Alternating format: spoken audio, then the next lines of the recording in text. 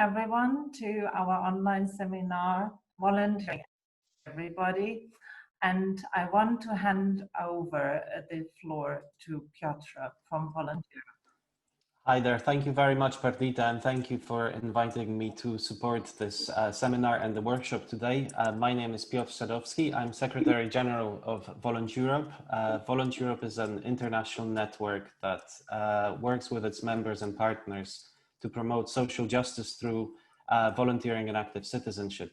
And I'm really, really glad to see so many friendly faces of the people that I've met before, and some people I haven't met before, but I really hope to meet all of you at some point in the future. Two of the four organizers of today's workshop are also Volunteer Europe members, and that's Gemeinsam Leben und Lernen in Europa, Living and Learning Together in Europe, led by Perdita and her volunteers, and also the National Volunteer Center from the Czech Republic, led by Lenka. So it's great to have you here, but I'm also very grateful to the partners from Austria and Portugal. This seminar is extremely important because when we talk about equality in Europe, we also have to talk about equality of access to volunteering for everyone. No matter what is your background, what are your intellectual learning abilities. So I think this project is very, very important. There's a lot of learning to take forward, and I'm really glad to be able to support this. So thank you very much. And now I hand over to Lenka. Hello, my name is Lenka from Voluntary Center in Ústí nad Labem, Czech Republic, and we are the coordinator of this Improve project. And we spent 2 years with our European partners in cooperation with volunteers and volunteers with learning disabilities. And welcome in our online seminar. And I would like to invite Pavel. Hello, my name is Pavel. I am technical support here. I very like this topic about volunteering. I think it's very, very important for all the society. So if you have any technical issue, you can ask me through the chat, and I will do my best to help you. So enjoy the seminar. Thank you. Yeah, hello from Austria as well. My name is Aaron. I'm also part of the Improve project team. I'm working for Atempo. We're a social business located in Graz in Austria. And we are working with people for people with disabilities. And we provide vocational training for them, as well as easy to read. That's one of those inputs I'm going to give you later on. And I'm really happy to be here and really looking forward for this conference today. Yeah.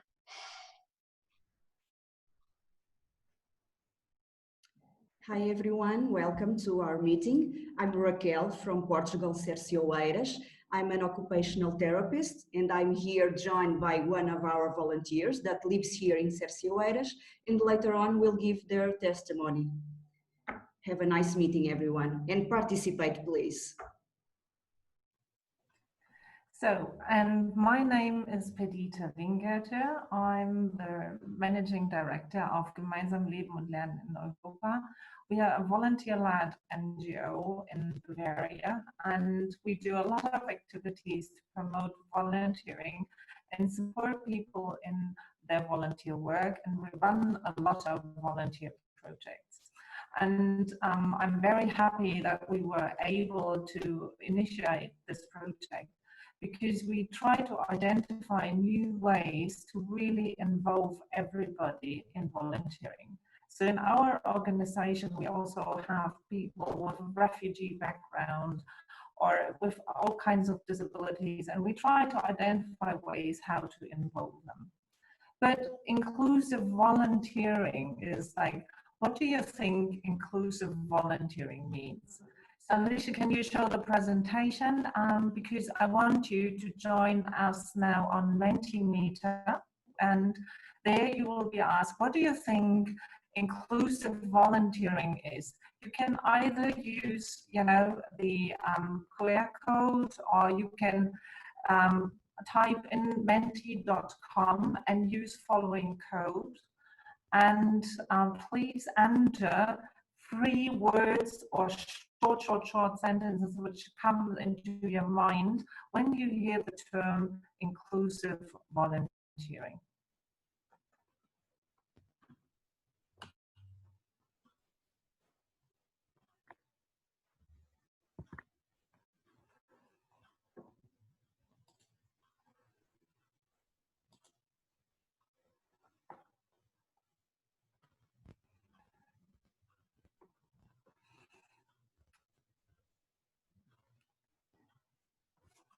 Okay, hopefully everyone has joined us on our Mentimeter, and I know still some people inserting some words.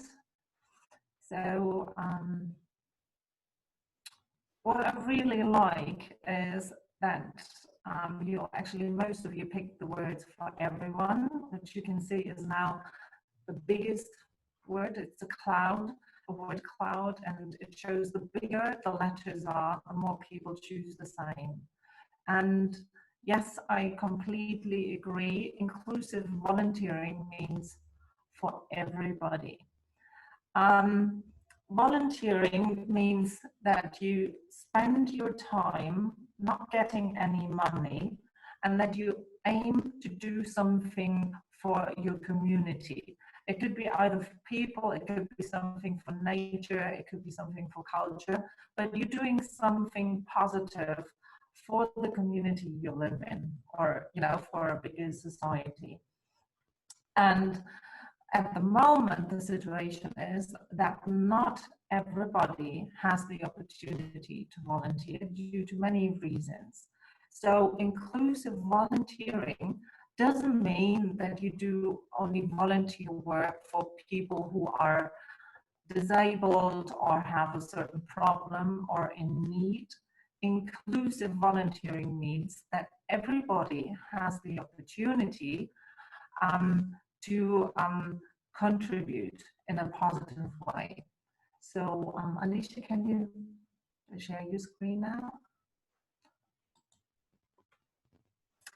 So instead of just supporting people with disabilities in your volunteer work, inclusive volunteering means that people with disabilities are not just receivers of help, but givers of help. So to make volunteering inclusive is that you have to think of the barriers which exist, which prevent people from volunteering, and make the framework for volunteering as barrier-free as possible. And of course, inclusive volunteering means also that everyone involved needs to have the motivation to give people that opportunity and to be engaged. So it means we really have to think of ways to give people, whatever this restriction they have, to give them opportunity. So that means for us as organization, NGOs involving in volunteers or working with people with disabilities, we need to be open for change. And this is also a learning lesson in our project. It also needs a network and a community which supports inclusive volunteering. So actually the reality is a bit different. So what we did a research work and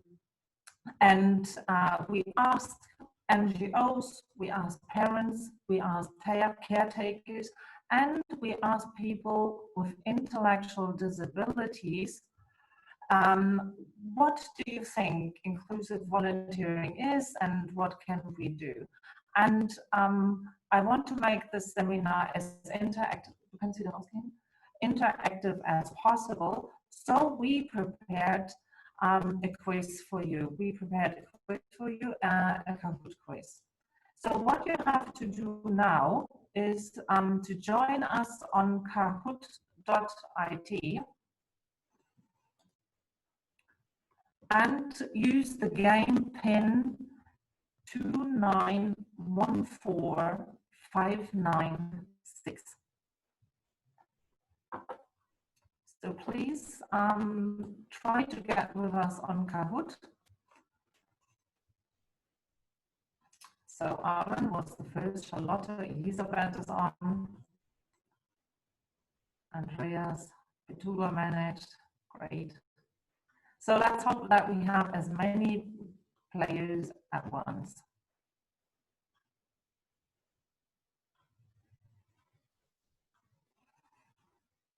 Okay, we have 7 players. We have 19 participants, so we're still waiting for more. So type in kahoot.it.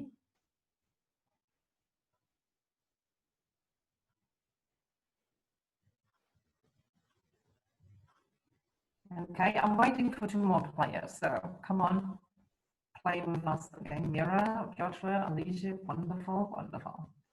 So we have 11 players, so the other ones try to get in because I will start the game now. Okay, so are you ready? So what does the Kahoot mean? So we will do a quiz and I will let you guess what were the answers given in our research. So you will have 4 opportunities. Sometimes you can choose more than 1 answer, and sometimes it's only 1 answer. And you always have 30 seconds to play. And the one who has the right answers and the one who was quick gains more points. So pay attention, be quick and choose the right answers. Okay, let's start the game.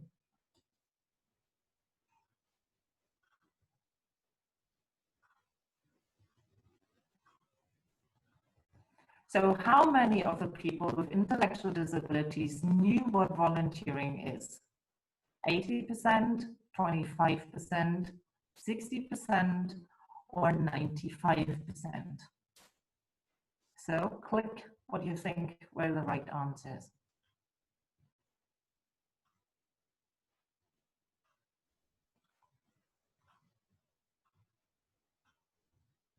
So you have 6 seconds left. Okay, so Carolina at the moment is leading, so we do the next one. So the next question, how many of them actually volunteered already? 41%, 37%, 12%, or 24%?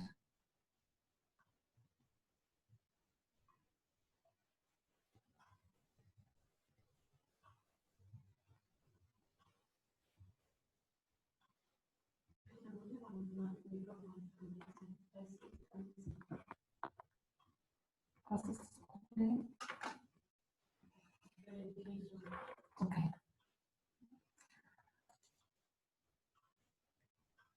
Okay. Carolina is still in the lead.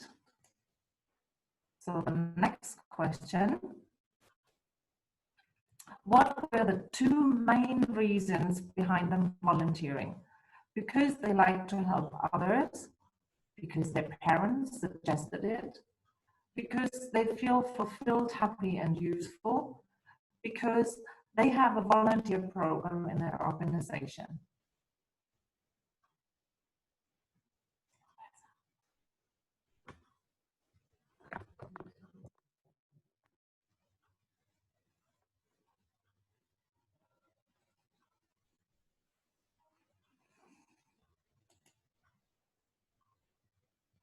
Okay, now the scores have changed. Andreas is in the lead now. How many of the ones volunteering found their volunteer work without support, and so meaning no one helped them to find it? 25%, 5%, 55%, or 35%?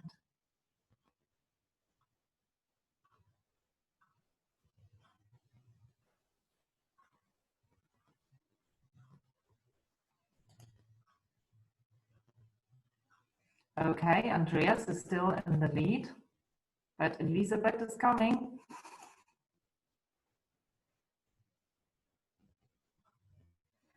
If they don't volunteer, what were the reasons why they don't volunteer? Because they don't know what volunteering is, because they don't know where they can volunteer, or because their parents don't allow them to volunteer, or if they don't know if they would be accepted as a volunteer by the NGOs. So what holds them back from volunteering?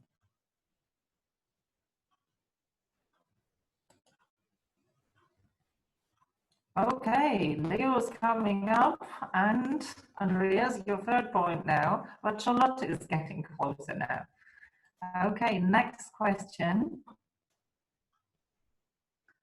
Which are the two most popular fields they would like to volunteer? In a sports association, or working with animals, working in nature and doing nature protection, or working with children?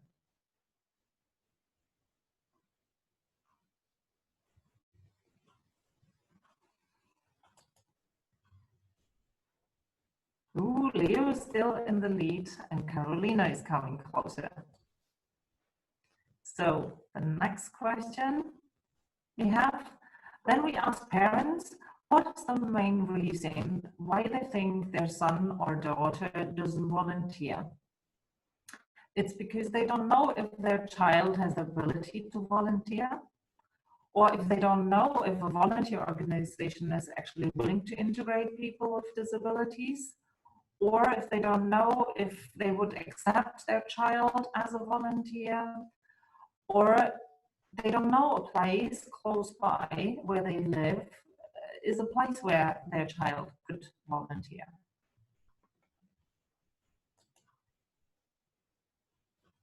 Leo is still in the lead and Carolina is coming next. So then we ask professionals, what do they think is the most important benefit for people with disabilities volunteering? So volunteering empowers their clients. Volunteering gives visibility to the participation and abilities of people with disabilities. Volunteering enhances the integration into the community, or volunteering raises their self-esteem and personal development.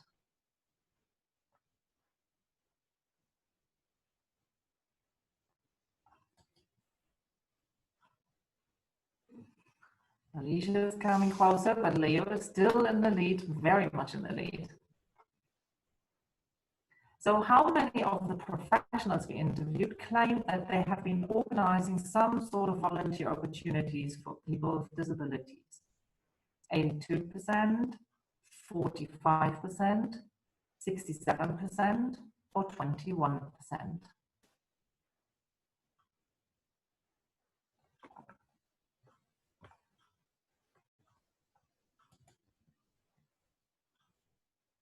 Leo still leads, but Andreas is coming up again. Asking volunteer involving organizations and NGOs, how many have or had volunteers with a disability in their organization? 60%, 16%, 45%, 31%, or 63%?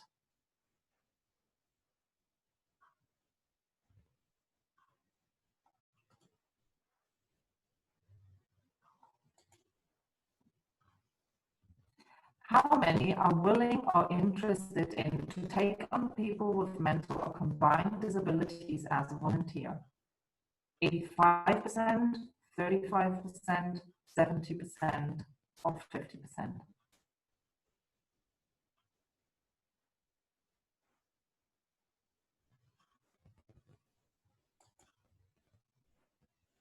So let's see who won. Third place is Alicia. Second place is Andreas. And the winner is Leo. Great.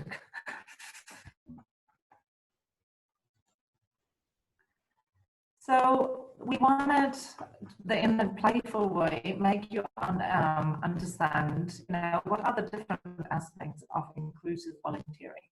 But now I want to hand over to Rachel to present the results of our research we have done in the 4 countries. Okay, Raquel, I hand over to you. Okay. Just wait for the presentation to appear. Thank you, Pavel.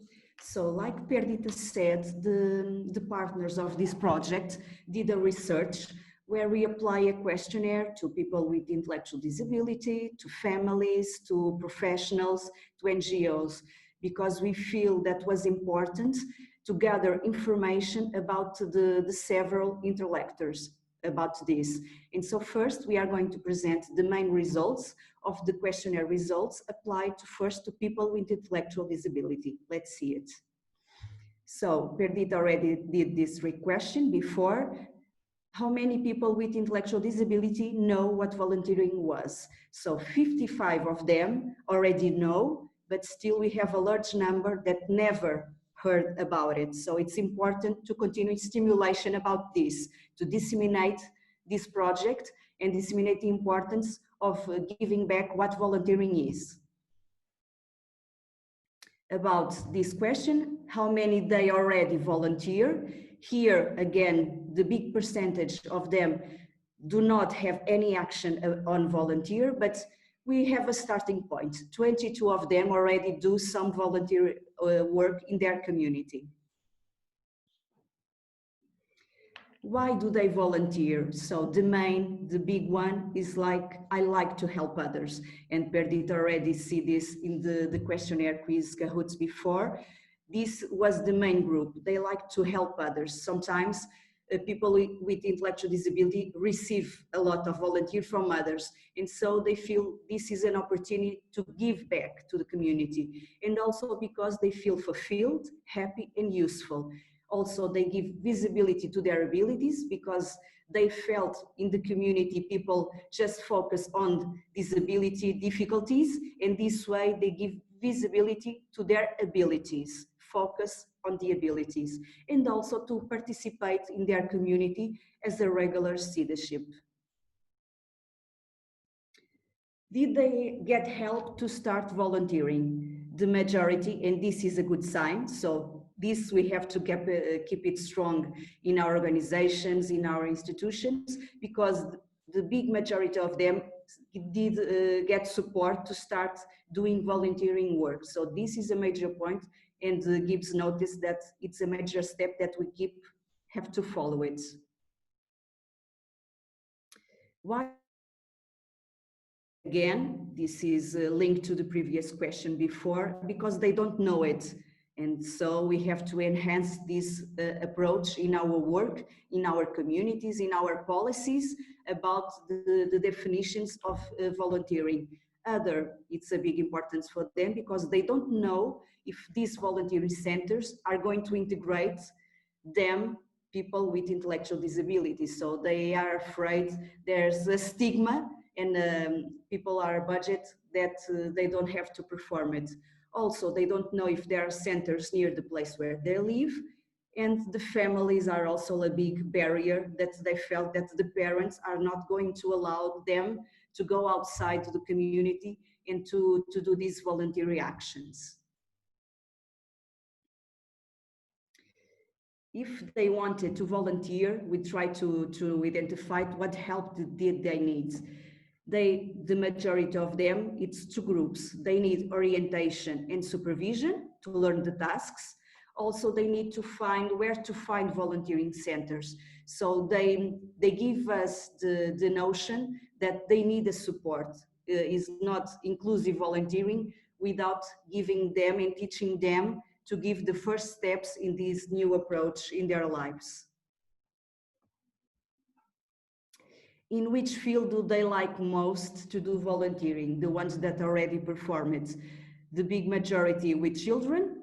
Also, many male volunteers do perform sports associations. Also with older people, with the homeless and in hospitals. But the big majority is always functions associated with children, sports and seniors. Now, the questionnaire results about the families. If they don't perform volunteering, what do the families think are the main achievements if they are going to do volunteering? Without a doubt, the majority of the families that respond to the questionnaire said integration in the community. And here links to the inclusion, integration, inclusion in community. Also the same opinion of the children, enhanced self-esteem. and give back also visibility to the abilities. So here there are some common answers with the intellectually disability people. So visibility, participation, and focus on abilities always.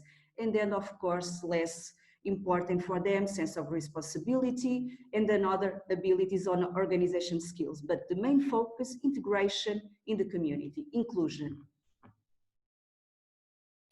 If they don't perform, what were the barriers, what were the reasons?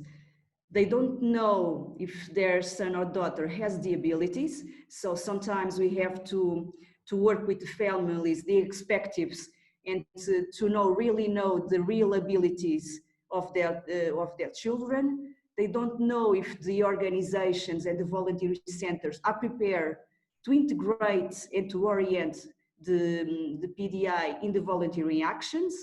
They don't know if whether they are going to accept it because they are afraid that will be a barrier without knowing what is disability, what is this person, because their focus is on the difficulties. And they don't know if there are places around the place where they live, because parents are very protective.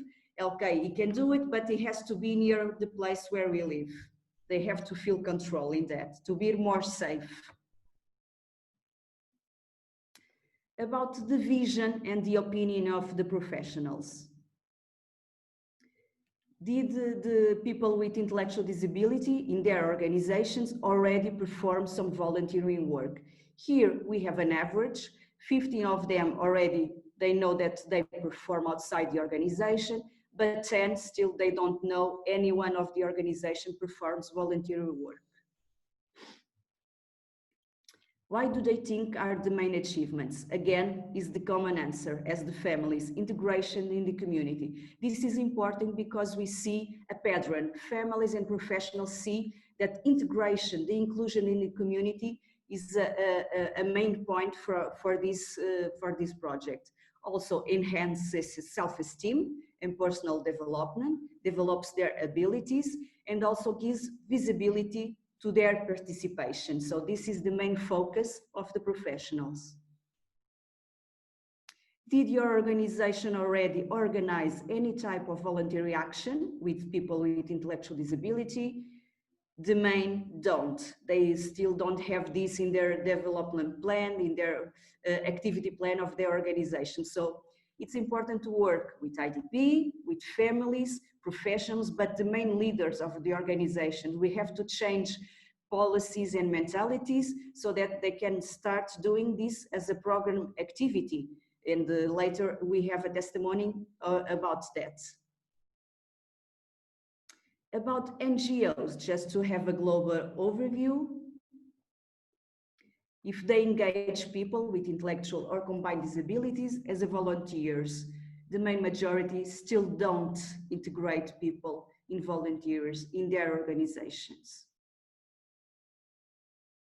If they are willing or interested to take on and integrate people with intellectual disabilities, they are going steps, they are saying yes, but when we did the questionnaires, this yes is always side along with, okay, but about the structure, the infrastructure, are they coming alone? Are they coming with someone to help us? Okay, it's a yes, but it's a yes with some restraints. They want to feel secure that we just don't send the people with intellectual disability, but we are going to help them to do this integration. So this was a first and important step.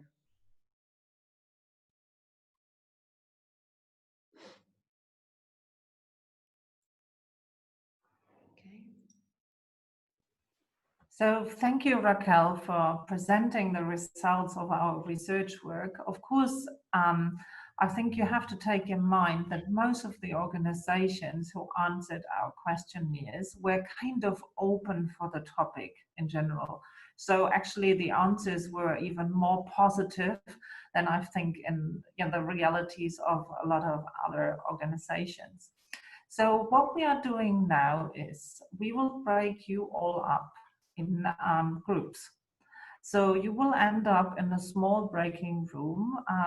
You will be like 4 to 5 people.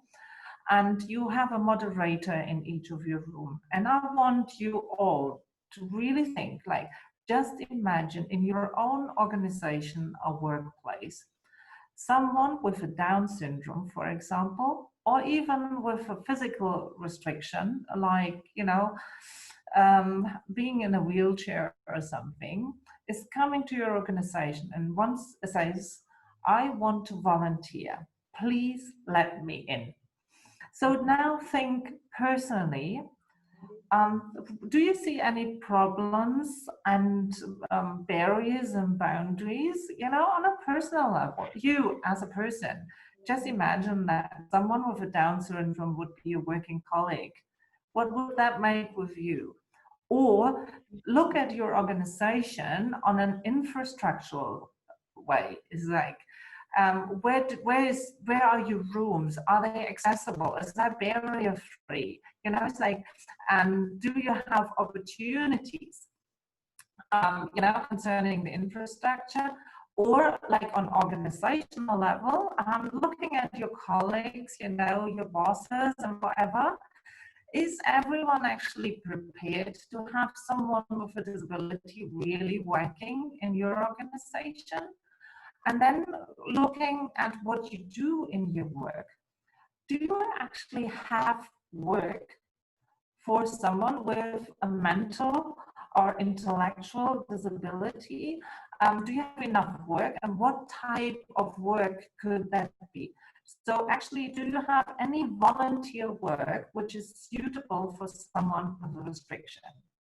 So think about it and discuss it now in small groups. So Pavel will now put you in breakout rooms, so you have to accept. So this will go on for 40 minutes, so till 11 o'clock, and at 11:05, we will meet again in the main joint room. So you have a 5-minute break in between to have a quick smoke, go to the toilet, get yourself a drink or something. And we all see each other again at 11:05. So I wish you all a very fruitful discussion in small groups. See you later. Okay, so I hope you had an interesting and informative chat all together. And I want to have like maybe 2 or 3 findings, the max, from all your groups. What were the most important things you discussed? So I want to start with Sophie. Sophie, from your group, what was the main results, you would say? I think that some people just think that they don't have the experience with working with people with disabilities and that they don't know how to interact with them. And then also the infrastructural problems we talked a lot about. Yeah. For example, what kind of infrastructural problems you would foresee? Like there's not an elevator or not enough space in the rooms for wheelchair, for example. Okay, then Alicia, what was discussed in your room? Yeah, we have talked about the infrastructure problem as well, such as elevator, but also the importance of a training staff for helping these people. And we also talk about that it's not about problems, but it's just a challenge and how to overcome this challenge. And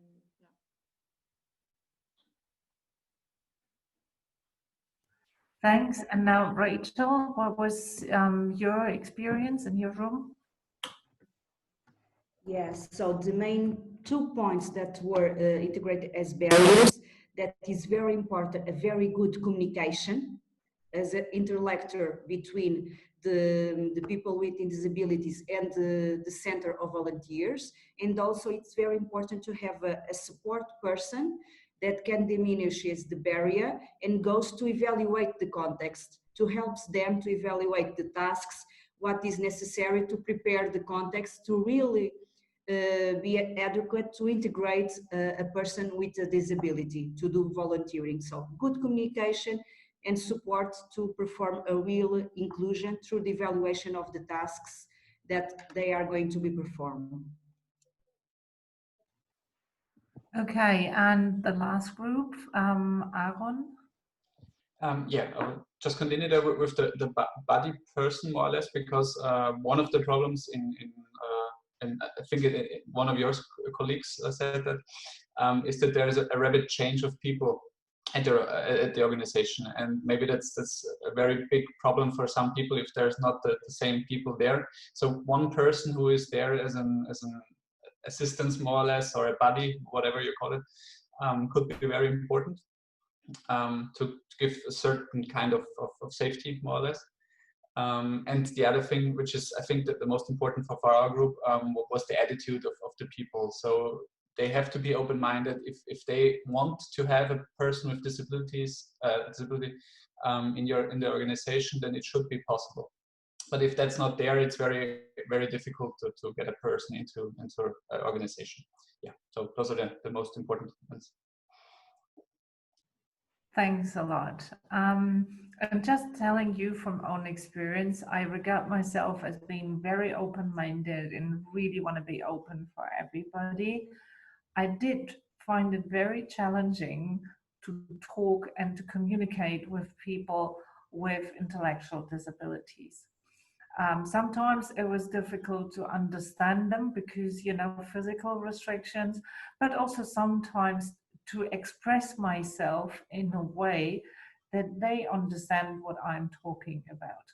So I discovered that because I don't know how it's in your countries, but in Germany, it is that a lot of people with disabilities, especially mental disabilities, live in specialized homes, work in specialized work shelters, you know, so in all day life, for example, in school, you know, at work, you know, when I go into a city, I hardly have an opportunity to meet someone. So when it comes to the rare occasions, I found myself troubled. It's like, how do I communicate with someone? How do I understand them? How do I express myself that I'm understood? So I understood that talking in an easy and plain way is a challenge, and easy language, I discovered, is very important, but not easy. So we have an expert in our organization, which is Aaron from Atempo, and he will give us, you know, one insight into how to use easy language, because that is one of the solutions to overcome the problems and boundaries we discovered. So I hand over to Aaron. Thank you. Thank you very much. So you should already see my screen in front of you. Perfect, wonderful. Yeah, I will just talk a little bit about easy to read or easy language and why is it important. And the first thing which we could think about is imagine a world where everybody could understand everything and everybody as well.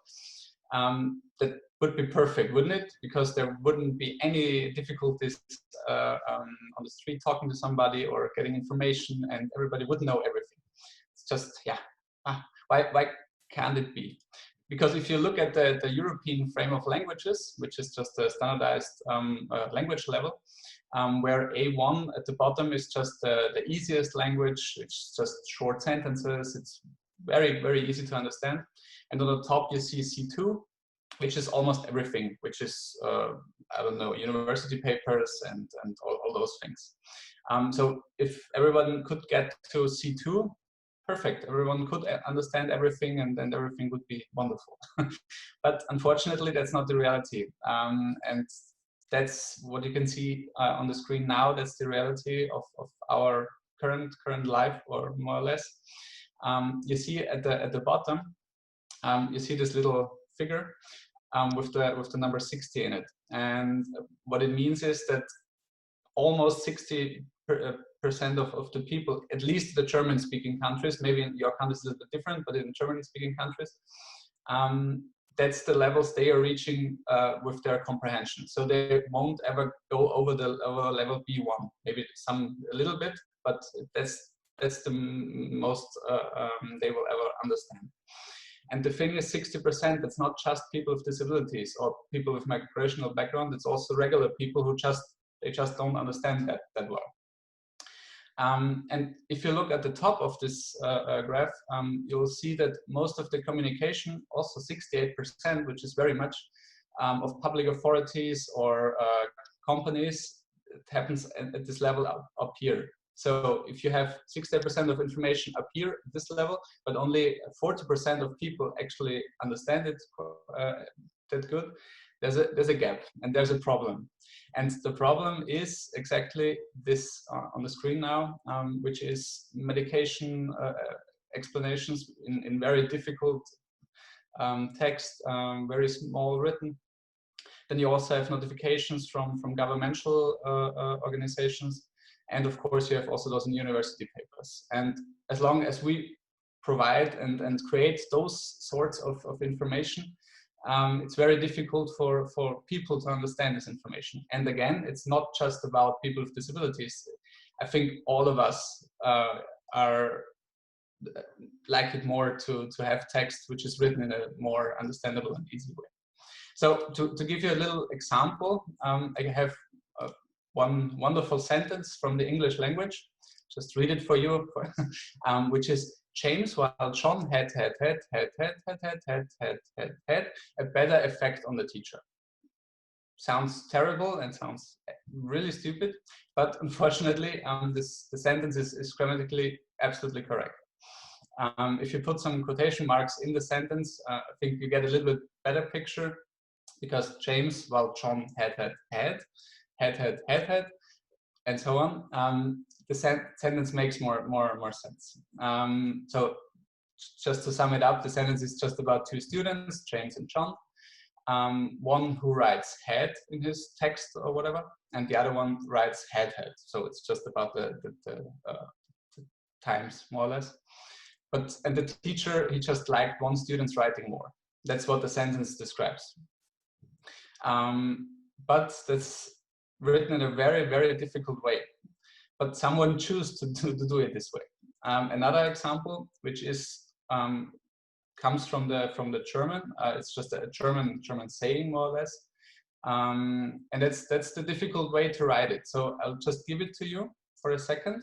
So in German, it's Inaktivität durch Passieren kann in der Gegenwart von Wasser bei Eisen und Stahl zur Oxidation mit Sauerstoff führen. In English, inactivity by pausing can lead to oxidation with oxygen in the presence of water in iron and steel. So maybe now, it's up to you now, maybe you have an idea what this could mean.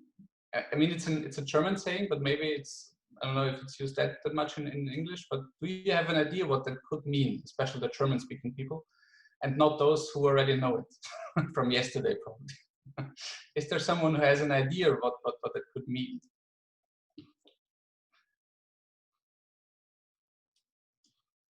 So it's your time to shine now.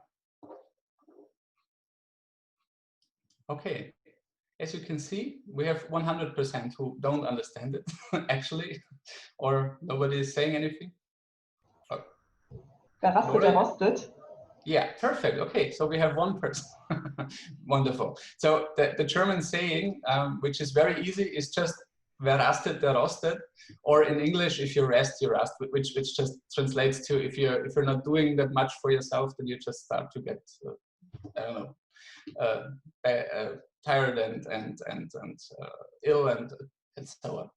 But again, what I wanted to show you with that is you have a very easy saying, but you can, if you want to, put it in a very difficult way in either language. It doesn't matter if it's German or English or I don't know. So the solution for all of this could be easy to read. In German, leicht lesen. In Finnish, I think it's läst. In Spanish, it's lectura fácil. Or plain language, there are lots of different names for it, more or less. And there are also different symbols for it. So on the top right, you see the blue symbol from Inclusion Europe. It's their symbol. The LL, A1, A2, and so on. That's the call the Seal of Capito, the company I'm working with, or more or less, Tempo. Yeah, so there are lots of different ways to put information in a more understandable way. And to give you an idea of how that could look, more or less, I'll just give you a few examples how you could provide easy language or easy to read. So the first most obvious thing I think is you don't use difficult words. And if you have to use them, always explain them. That's very important. And next thing is also about metaphors. It's very, very difficult to understand for some people if you try to speak in metaphors. Always try to be clear. And again, as you can see here, metaphor is a hard word. There's an explanation about it. So metaphor is a sentence which doesn't actually mean what it says. So it's just an explanation of something with different words. Then always keep your sentences short. It's kind of good. Then if your sentence does not fit in one line, move it to the next line maybe, and cut it, and also think about people and how they are reading and talking, and then try to use this as an idea. Another thing is always never use a background if you put text on it. Of course, I could create wonderful presentations with different pictures and all of that, but it would be very difficult to see and understand if there's text behind it, a picture behind the text, or even, I don't know, close to the text. So that's something to keep in mind. The heading also should be kind of clear to get a picture of the whole text. The font is also very important. Again, there are lots of different fonts if you look in Word or whatever. But using a very simple font is very good for understanding. Also, the size of the text is also an important thing to keep it big, more or less. Active language is also something rather than passive language. So the example here is the doctor will send you a letter. Says everything it needs to say, but you could, if you want to, also put it with you will be on my phone. You will be sent a letter. It's also right, but it's more difficult to understand. So doctor will send a letter is just the easier way to go. And last one on my slides here is just always put your information in order that is easy to understand and follow. So keep a nice straight line of information, more or less, or a nice order, and don't just jump from one idea to the next one and then to this and so on. So yeah, you get the idea. I mean, there are lots of different things, but yeah, I think the basic idea of easy to read should be clear. So, and why is this important? So take a look at the picture where you can see many people eating from a table. And now I'm using a metaphor, unfortunately, but think about this table as society. And everyone, it doesn't matter if big or tall, or big or small, or black or white, or whatever, men, women, all of us want to be part of the society and get their share and eat something and have all the things necessary. But as I said, people are different and we all need different approaches to this, to said society. So for example, the person in a wheelchair needs the ramp, and the tall person needs a hole to be at the same level as the other ones, and so on. So easy language is one of those tools to get people to participate in society.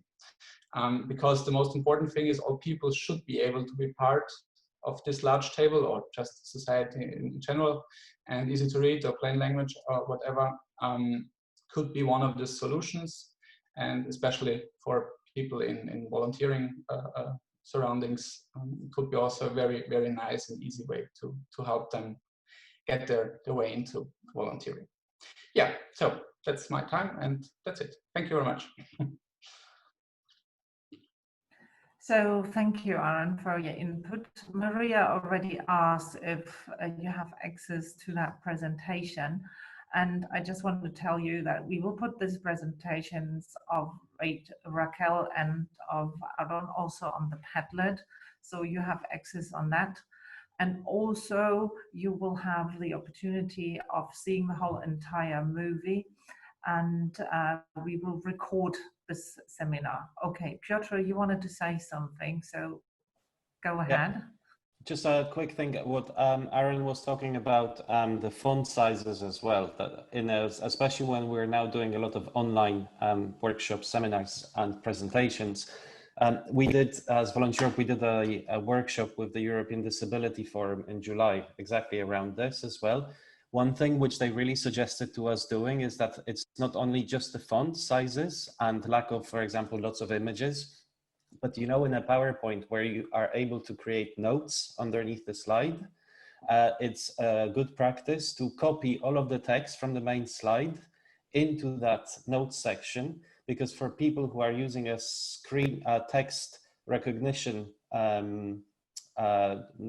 software, for example, who are visually impaired or deaf, or somehow with hard to hearing, the software will not pick up the visual graphics, but it will pick up the text from the notes section. So that was also something I didn't know before doing that workshop with them. So perhaps this is also useful to share as a good practice. Yes, great. So Piotr, if you have something written on it, please send it to me and I will put it on the Padlet as well. Mm-hmm. So I asked Alicia to do a PowerPoint, and I've realized now, of course, you are not, the target group of this is not people with intellectual disabilities. So you will see a PowerPoint actually with pictures in the background, etc. Okay. So now coming to solutions. So one of the solutions of being more inclusive is to use easy language and also to produce all your information material in easy language. And that's actually a benefit for everybody to understand things more easily. So, but what else should we pay attention to?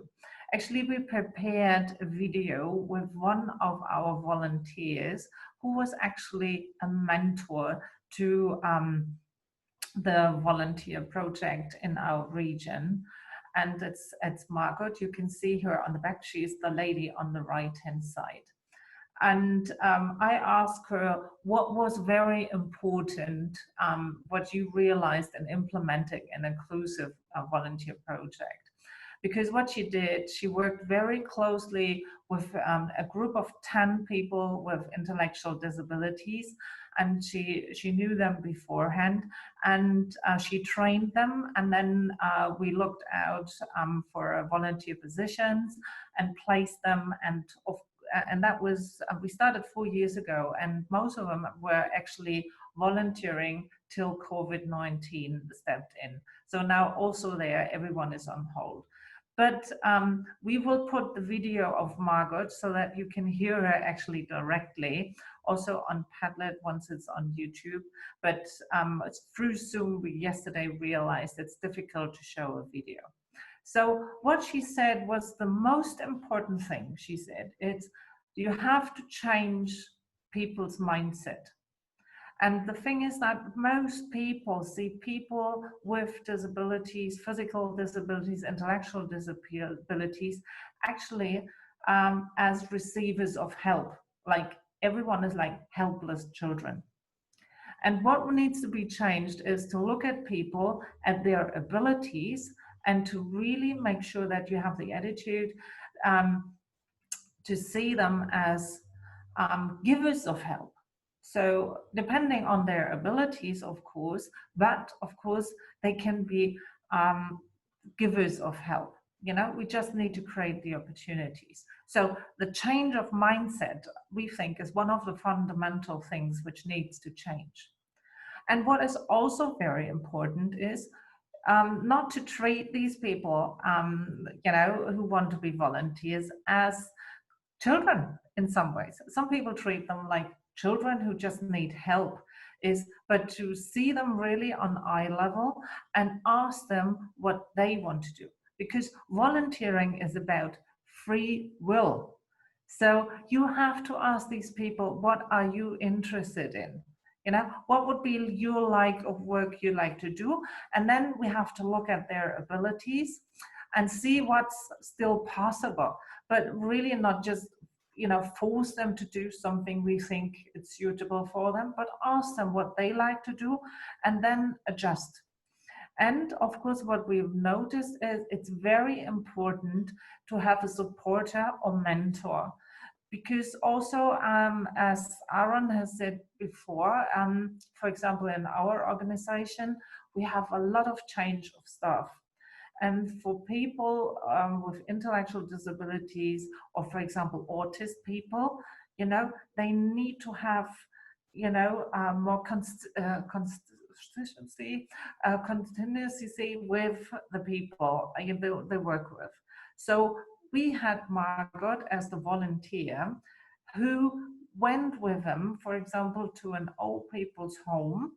And then the 5 volunteers actually did their volunteer work with the different old people.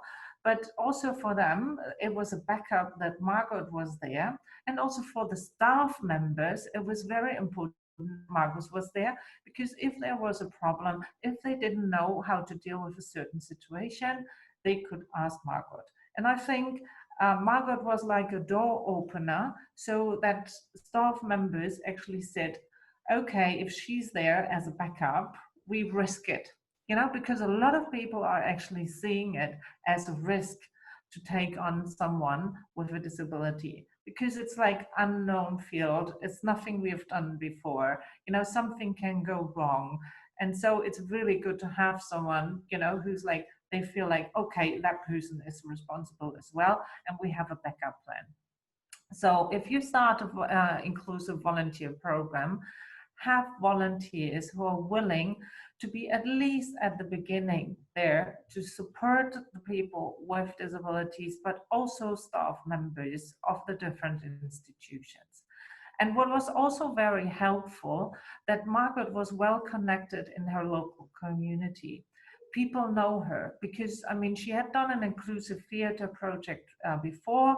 She's actually a physiotherapist, and a lot of the people with disabilities knew her as their own personal physiotherapist. So she had trust, you know, people trusted her, she was known.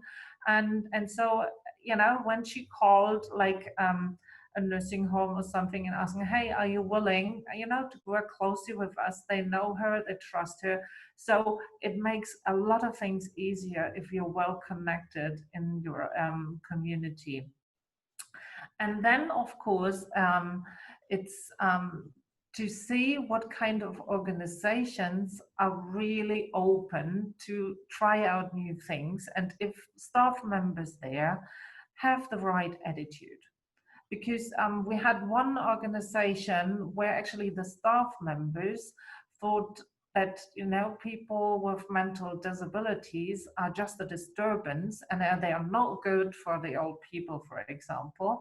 And, you know, so they were really, in a way, rude to people with disabilities.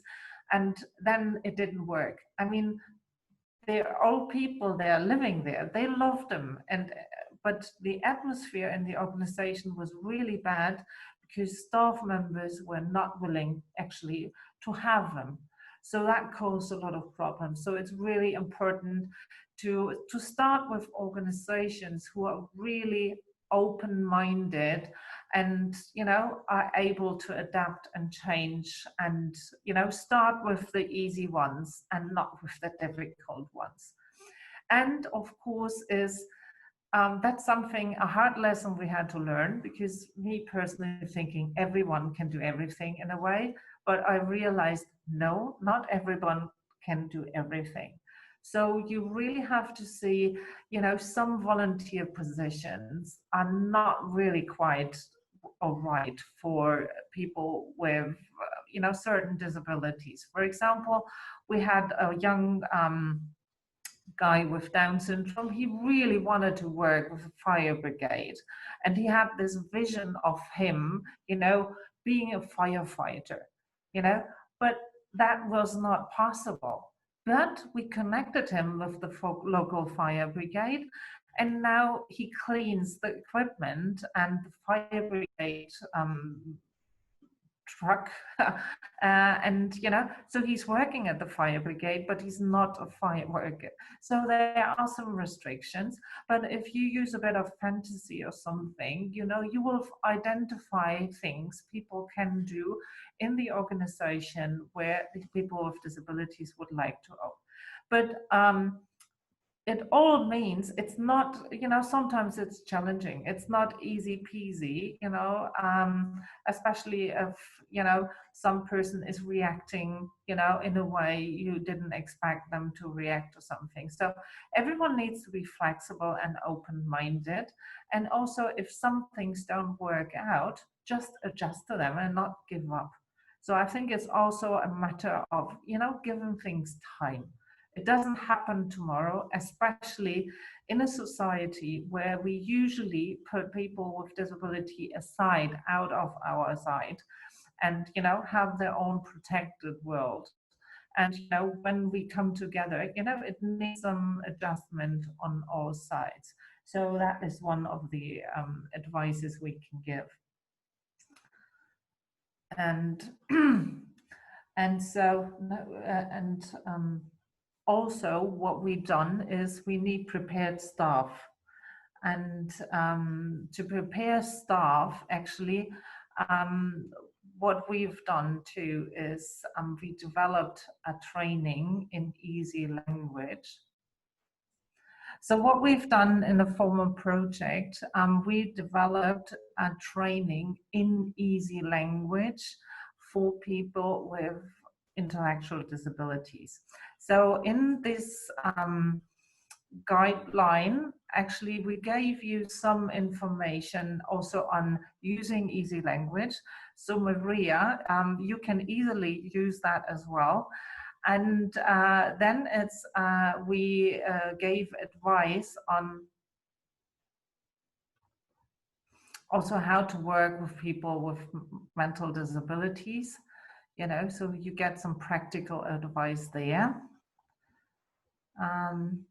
But then, for example, we have the section explaining volunteering and introducing the one in easy language. So you can see we took some advice Aaron was giving for us, like the letters, the fonts, the size, the background.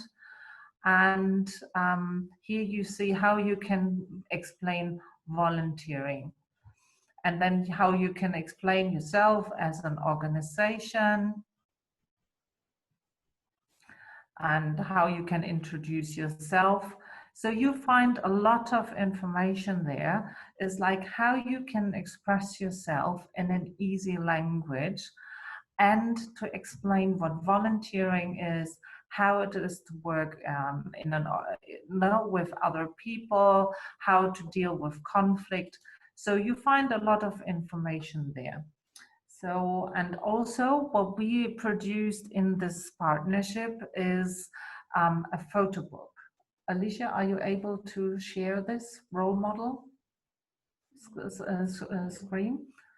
So what we did is we photographed the people doing volunteering, and yes, and the next one, role models. Yes, so what we use, and we will have that as an A3 photo book, is where we photographed people doing volunteering work and explaining what they do. And we also have a quote of the people doing the volunteer work.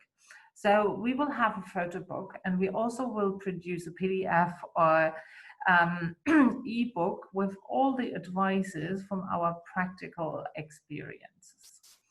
And so our final recommendations is you need to prepare staff. If you are actually working in that was schon richtig. Training, importance of training staff. If you are working with organizations, with people with, you know, disabilities, or if you're working in an NGO, we discovered the most important part is also to work with the staff members. because staff members had been a barrier. Because if they are not willing to support, your project will not work. For example, for the staff members in institutions where people with disabilities work, if they are not willing to contribute, some of the participants, they need support, for example, for transportation, for information. And if staff members are not willing, for example, to transport the participants to their volunteer position, it's impossible for them to go there on their own. Or if they don't give the information, hey, you can volunteer, most of the participants then don't know that volunteering exists and that they could volunteer. So that is important, but also for the organizations receiving volunteers with the disabilities, a lot of them have no real experience working and communicating with people with disabilities. So to give them some sort of training, for example, on easy language, on how to deal with certain disabilities, it's very important because the organizations need to be prepared. And of course, mainly it's attitude and goodwill. And it takes effort and time on all sides. And, you know, so if it's possible, have some guidance and counseling service in place so that people, if they have problems, you know, how to deal with certain, for example, disabilities, and how to overcome the boundaries which come with it, it's difficult. For example, this is something Lenka and me experienced. We were like, yes, involve everyone, volunteering is for everyone. But then, of course, it makes a big difference if someone is blind, if someone is in a wheelchair, if someone has a Down syndrome, if someone has a learning disability. And, you know, all these restrictions need different solutions. So, and, you know, people with disabilities, it's huge field, you know, you have all kinds of disabilities, and it's just a matter of recognizing them and to find ways and identify ways how to overcome them. So in our ebook, we will provide you with good practices and ideas. And of course, the handbook we have and the photo book will be also a good tool for people with mental disabilities to see what kind of things they are able to do, and, you know, and have others as role models, because that's the reality right now. Hardly anyone with a mental disability volunteers outside their own organizations. Most of them volunteer within the organization where they live or work. So, but, you know, to have them really integrated in our community, we have to create new opportunities and, you know, start a new field. So, and what's the benefit for all of us? I think it's, as Aaron has told you, 60% of the whole, you know, community, people living in a country don't understand anything above B2 level, language level. So for example, if we use easy language in our leaflets, communication, conversation, it will help a lot of people to understand things more better. If we trying to make our organization more barrier-free, for example, to have easier access. For example, you know, we have a lot of old and senior people who had, for example, physical problems as well. And if you have a barrier-free access, it's easier for them as well. So, and if we try to think of ways on visual impairments or something, you know, people can't see well, it's easy, but also for everyone, it's a barrier-free environment, makes it easier for all of us. And you will learn a lot, because if you try, for example, to explain yourself in easy language, and this is a lesson I learned the most, is you have to comprehend what is the most important thing about what we want to say and what we want to achieve. And it really makes you think hard to come down to the core issues and find simple messages to explain yourself. Why are you actually doing this volunteer work? Why are you actually having your organization?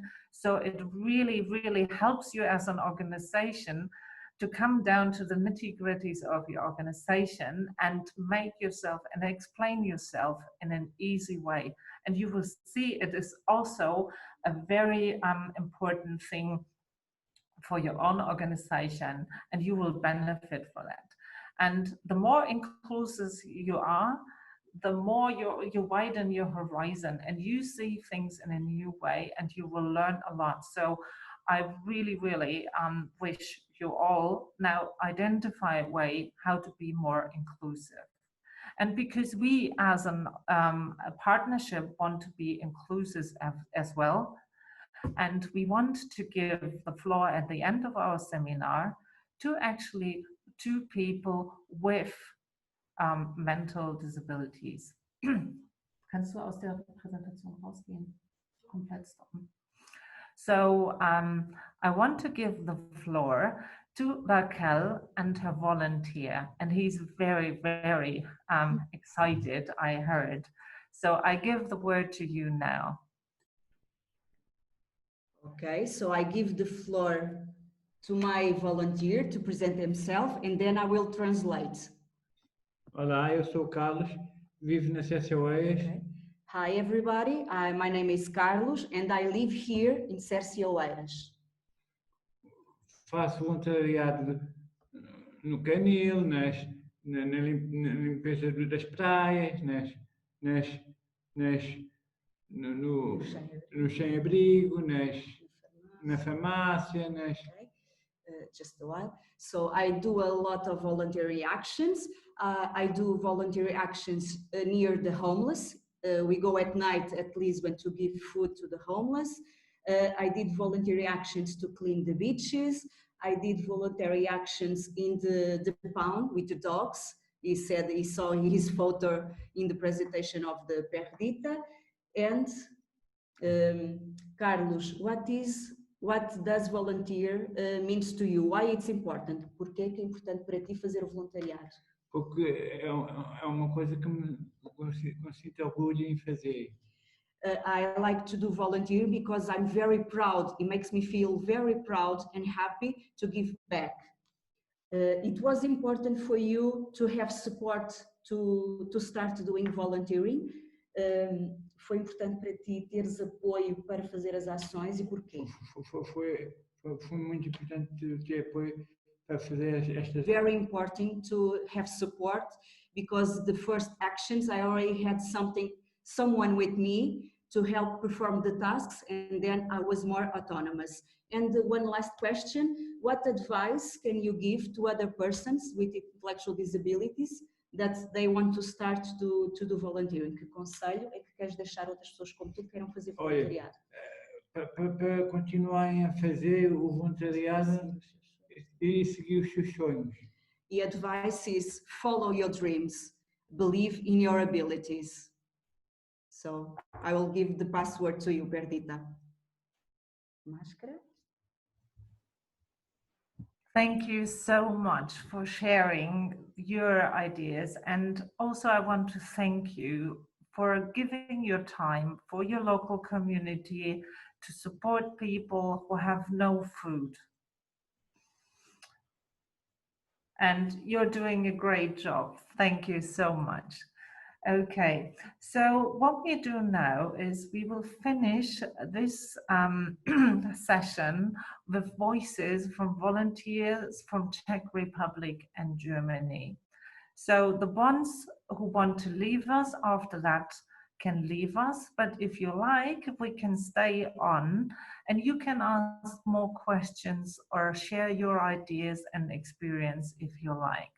But now the final words we want to give to volunteers from Czech Republic and Germany. And so Pavel, please share the video.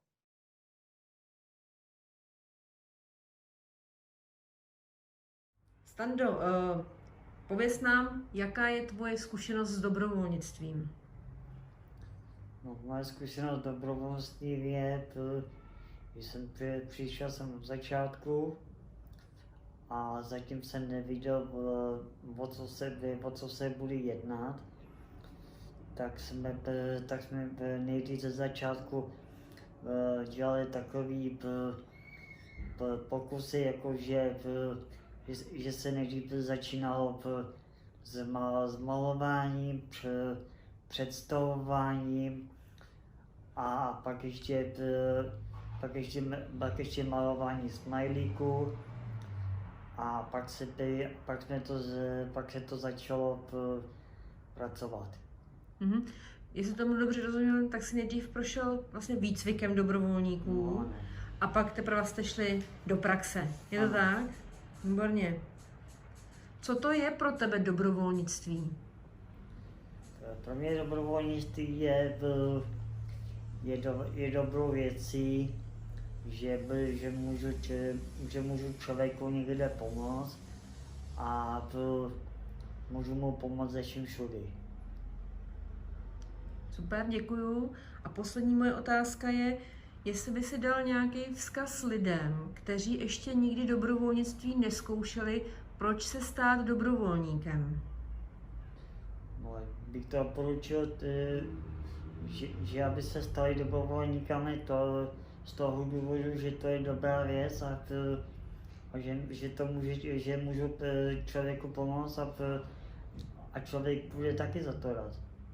A co to přináší tobě jako dobrovolníkovi? Co bys jim řekl, proč být dobrovolníkem? No, je to dobrý pocit, pocit sebejistoty a že to prostě člověka těší. Že prostě udělá to člověku radost. Tak proto já doporučuji se stát touhletou věcí. Super. A ještě mi možná, Stando, řekni, co jsi konkrétně zažil dobrovolnického. Co byly ty konkrétní činnosti, co jsi dělal? No, tak nejvíc, co mě bavilo, byly ty deskovky a na to, že byli tady nějaký robíři, tak i tak to si našlo. Tak jo, Stando, děkuju.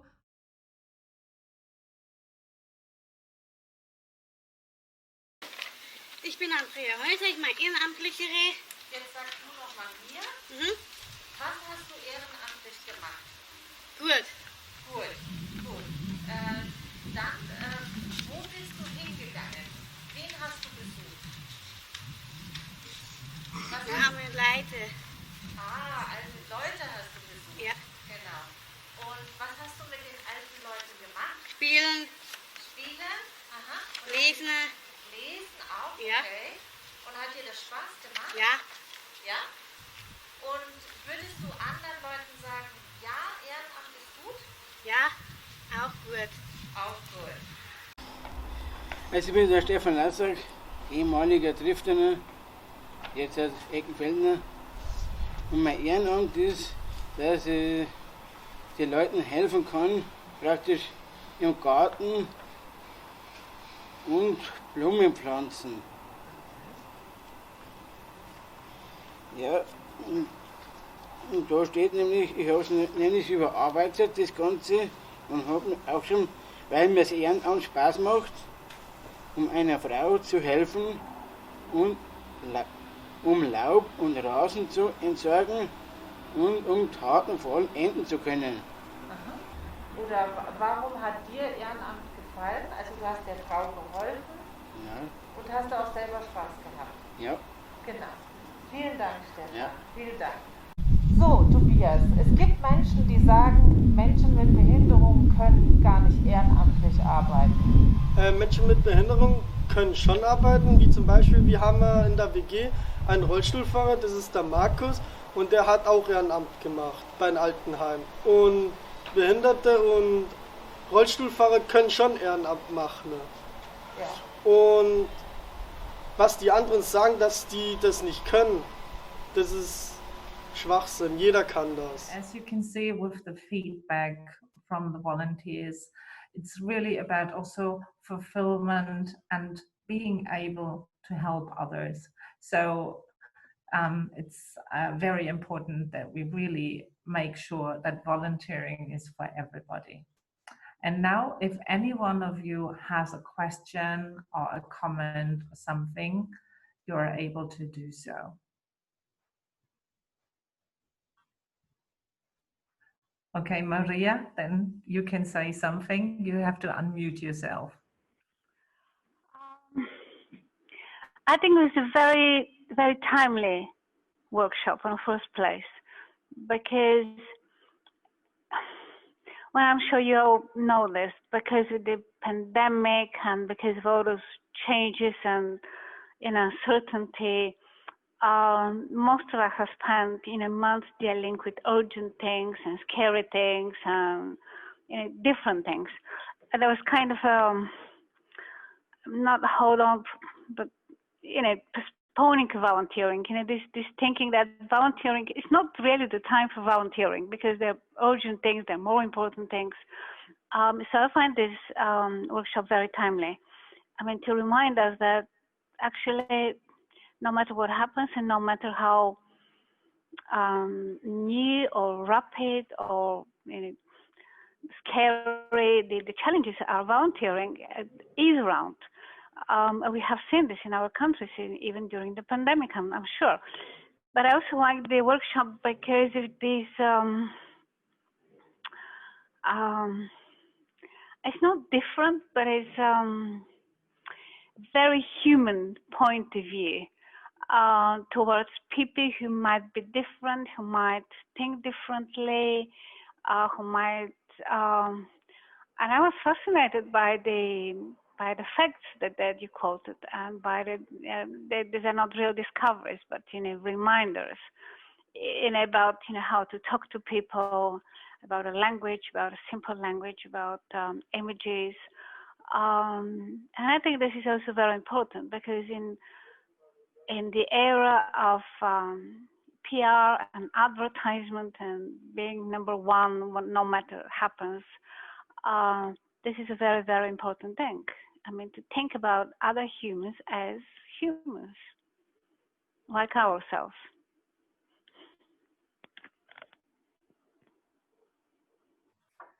Thank you. Anyone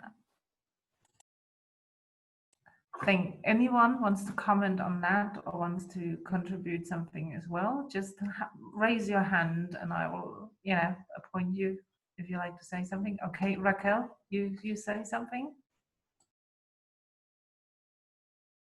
Okay, yeah. Carlos asked me to say for a message for everyone. When we talk about inclusive volunteering or other actions that involve people with disabilities, don't forget, like we did today, to involve them, because he's a self-advocate. It's nothing for us without us. So he wanted to leave this message. Thank you.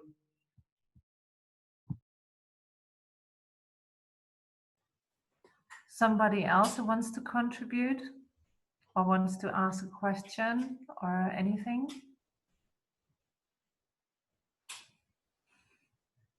Okay, nobody. I think that is the challenge of, online seminars, is really to make it interactive and involve people, because we tend to be very passive on the computer. And I think we still have very difficult times ahead of us.